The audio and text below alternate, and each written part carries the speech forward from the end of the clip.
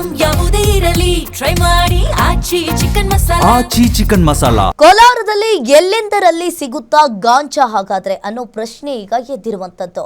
ರಸ್ತೆ ಪಕ್ಕದಲ್ಲಿಯೇ ರಾಜಾರೋಷವಾಗಿ ಗಾಂಜಾವನ್ನ ಮಾರಾಟ ಮಾಡ್ತಾ ಇದ್ದಾರೆ. ರಾಜಾರೋಷವಾಗಿ ಗಾಂಜಾವನ್ನ ಮಾರಾಟ ಮಾಡ್ತಾ ಇದ್ದಾರೆ. ಅದು ಕರ್ನಾಟಕದಲ್ಲಿ ಕೋಲಾರದಲ್ಲಿ.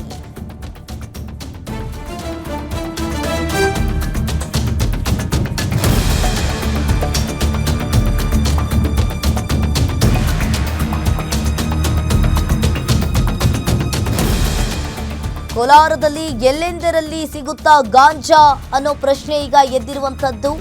ರಸ್ತೆ ಪಕ್ಕದಲ್ಲಿಯೇ ರಾಜಾರೋಷವಾಗಿ ಗಾಂಜಾವನ್ನ ಮಾರಾಟ ಮಾಡ್ತಾ ಇದ್ದಾರೆ. ರಾಜಾರೋಷವಾಗಿ ಗಾಂಜಾವನ್ನ ಮಾರಾಟ ಮಾಡ್ತಾ ಇರುವಂತದ್ದು.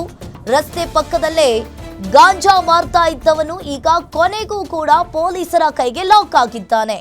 ಬಂಗಾರಪೇಟೆಯ ಹುಣಸನಹಳ್ಳಿ ಕ್ರಾಸ್ ಬಳಿ ಈತ ಗಾಂಜಾವನ್ನ ಮಾರಾಟ ಮಾಡ್ತಾ ಇದ್ದ. ಖಚಿತ ಮಾಹಿತಿಯ ಮೇರೆಗೆ ಬಂಗಾರಪೇಟೆ ಪೊಲೀಸರು ಈಗ ದಾಳಿಯನ್ನ ಮಾಡಿದ್ದಾರೆ. ಒಡಿಶಾ ಮೂಲದ 29 ವರ್ಷದ ಸಬ್ಬರ್ ಈಗ ಬಂಧಿತ ಆರೋಪಿಯಾಗಿದ್ದಾನೆ. 1.75 ಲಕ್ಷ ರೂಪಾಯಿ ಮೌಲ್ಯದ 3.180 ಗ್ರಾಂ ಗಾಂಜಾವನ್ನ ವಶಕ್ಕೆ ಪಡ್ಕೊಂಡಿದ್ದಾರೆ.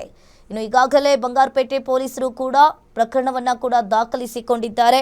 ಕೋಲಾರದಲ್ಲಿ ಗಾಂಜಾವನ್ನ ಈತ ಮಾರಾಟ ಮಾಡ್ತಾ ಇದ್ದ.